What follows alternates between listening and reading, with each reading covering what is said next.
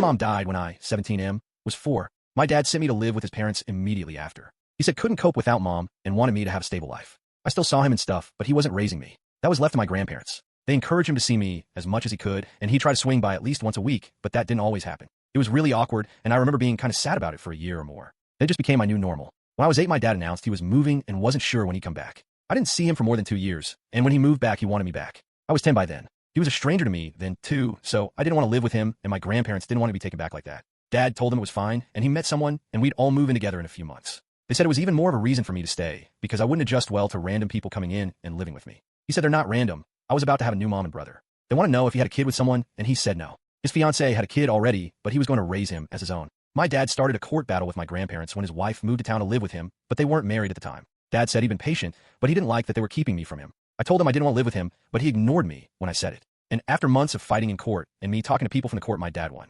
It took almost a year, though, and I was almost 12 by then. But I was forced to live with him and his wife and her son and their baby they just had. My dad was acting like I had never lived apart from him, and his wife acted like she was my mom. She'd tell me what to do.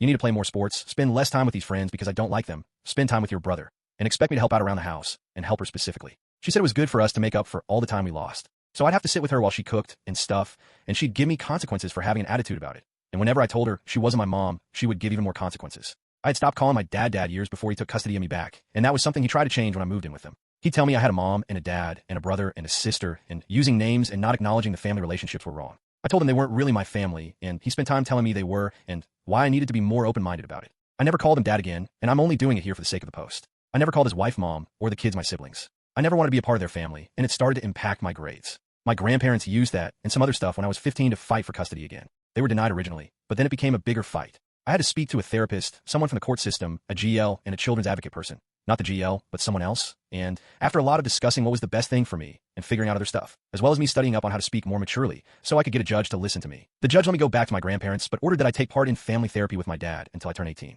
That was almost a year ago, and I was 16 when that happened. I don't really take the therapy sessions seriously, and I take them less serious after Dad went back to court to ask for his wife to be included in the sessions which the judge allowed. So now I have to see both of them once a week for an hour. I don't say anything in therapy usually. I don't like the therapist, and I have my own, so I don't need them for anything. But a few weeks ago, I did speak up because the therapist told me everyone needed to be honest at least once, and that I might as well say whatever it was that goes through my head. So I stopped wanting him back and want to live with him when I was about 6 or 7, and that I stopped wanting to be a part of his family again. I said he wasn't a good dad, and just because he tried, but only when his wife came into his life, it didn't mean I was okay with that. And I said the whole thing of having a new mom and brother was wrong, because my mom died, and some strange pushy lady he met somewhere wasn't going to take her place just because she wanted some perfect family image. I said they tore me away from my home and the parents who raised me, so they could play at being good people. I said a stranger told me who I could and couldn't be friends with and what kinds of hobbies I should have. I said I was punished for saying she wasn't my mom when she wasn't. I said they had brought up their kids hurting and missing me, and I said it was their fault because Dad ignored me when I said I didn't want to live with them. I said I wasn't ever going to want a relationship with their kids because to me, blood doesn't make us siblings. It makes us related, and the same with one being raised by my dad. It makes us sort of related, but not family,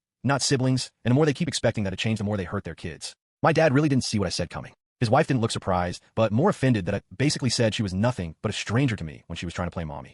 I got shit from them and the therapist for not making the truth kinder. The therapist said I can clearly speak with maturity in court, so being nicer about the truth would have been far better. After that, I stopped speaking again, but it has come up since then. Ida?